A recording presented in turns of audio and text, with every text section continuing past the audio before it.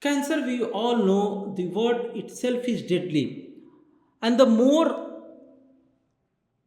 troublesome, the more haunting it becomes when our patient asks, Doctor, I have never smoked in my life, I have never did anything which is unhealthy, then why I have this disease? Why I am affected with cancer?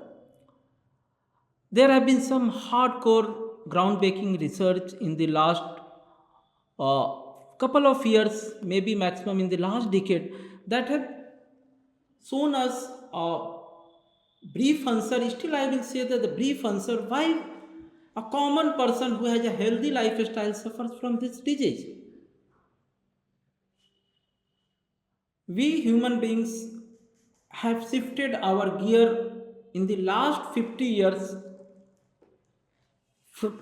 tremendously.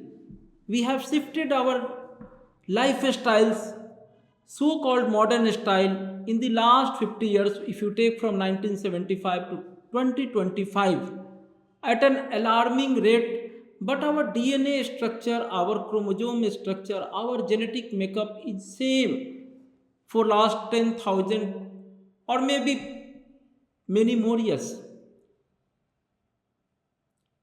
Then what we have done in the last 50 years?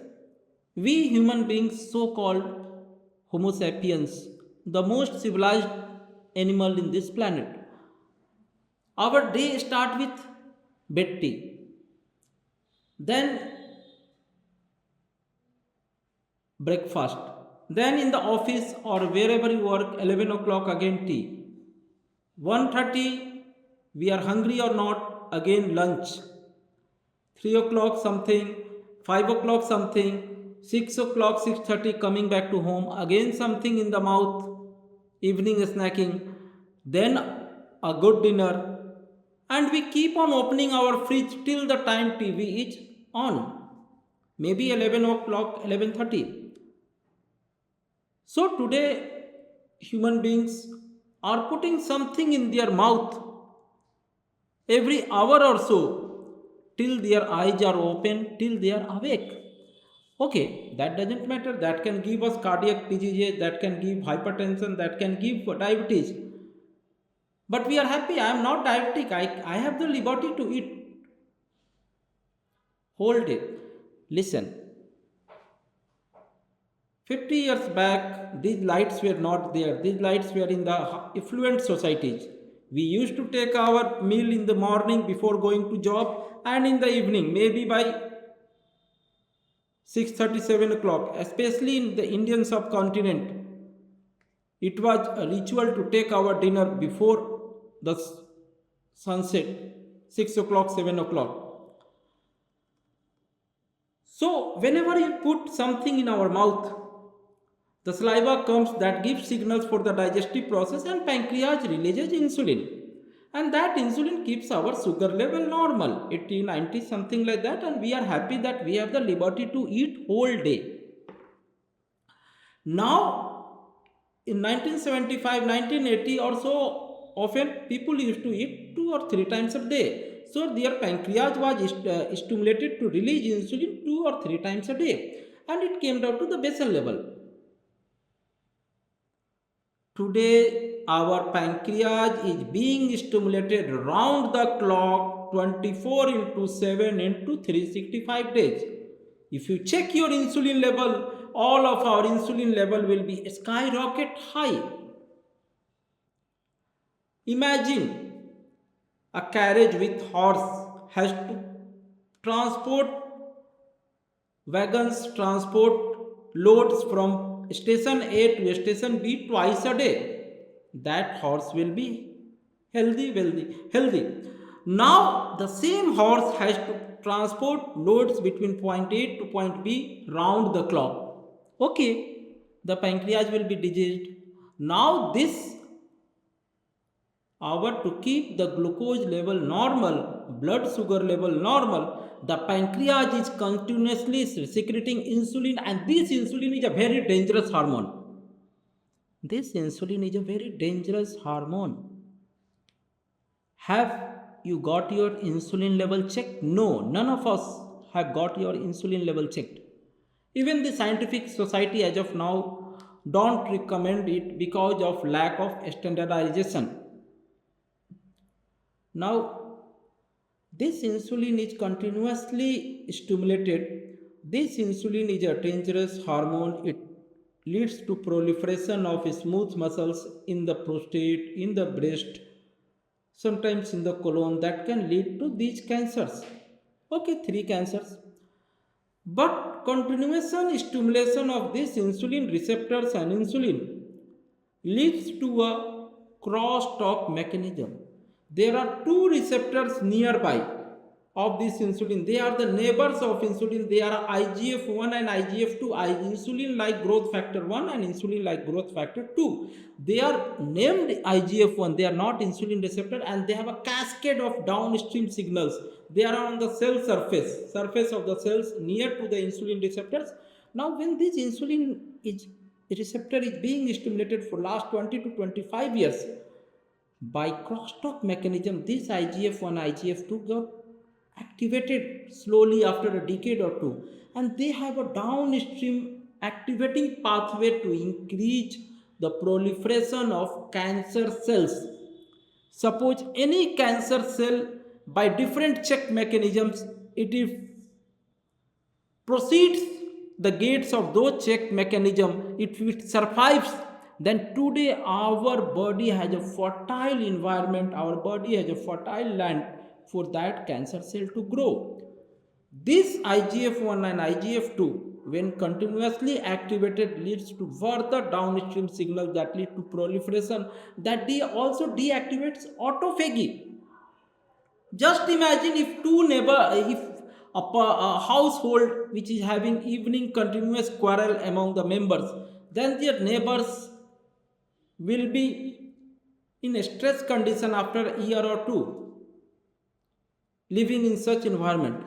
The similar is the situation of persistent eating, round the clock snacking that leads to for normalization of the blood sugar, blood glucose, persistent release of insulin by the pancreas, and this persistent release of insulin by the pancreas leads to later on activation of these cancer receptors IGF-1 and IGF-2, and they are the close neighbors of this insulin receptor. And these IGF-1 and IGF-2 are nothing but these are cancer receptors that leads to different mechanism, different pathway, proliferation of a cancer cell that has anyway bypassed the different check gates. And it also leads to reactivation of autophagy. Autophagy, now it's a very common popular term. Auto means automatic, anything which is automatic, that is self-driven, and phagy means phagocytosis. It is a very good protective mechanism, and now this human behavior in the last 50 years has switched off the autophagy. Autophagy is a very beautiful protective mechanism that is a defensive mechanism that lead us to fight against different diseases, and also that includes cancer. We know, we feel our house feels very light during the time of Christmas, Eid, Diwali, when we clear all the stuff which we have gathered in the last 1 year, all the unused stuff, we throw them, sell them out. Our house feels very light. The similar is the situation with the body. Nowadays we have abandoned fasting, we have omitted fasting from our life. We are never fasted for 14 hours, 15 hours in a stretch. 24 hours you forget. Now when the body goes in a fasting state, the kidney, the liver, the heart, the brain, they need energy. They want energy. When they ask for energy, the body tells, go and burn all those which are diseased, which are dead, which are unused particles, organelle within the cells. The small components of the cell within the cell which are diseased, which are sick, layman term we can call them zombie cells, especially the mitochondria. The mitochondria, which are the powerhouses of the cells which creates energy, and the which are dead and diseased. During the phase of crisis, during the phase of fasting, the body digests it all through a mechanism called autophagy and releases the energy. The currency is ATP in the form of ATP, and the body gets cleared of to just to survive. The body gets clear of all the dead, disease, old, senescent organelle. Organelle are the subunits of the cells, and especially the mitochondria. And now we have a fresh set of mitochondria that liberates more energy. So, if you do water fasting for continuous 48 hours in a controlled environment after taking proper consultation from your doctor, the third day you feel that you are walking in the air, your body feels completely changed, completely light. On the second day, you can have an irritability, and this light feeling is just the expression that the body has been completely cleansed of dead particles. You are now a new human being, you are new regenerated. And this protective mechanism which the nature has given us, we have deactivated this protective mechanism by continuously eating. 2016 Nobel Prize to Yasunori Osumi was given Japanese scientist for this autophagy and its connection with cancer. So these are the lifestyle changes apart from smoking, drinking, and environmental carcinogens, insecticides, pesticides, pollutants.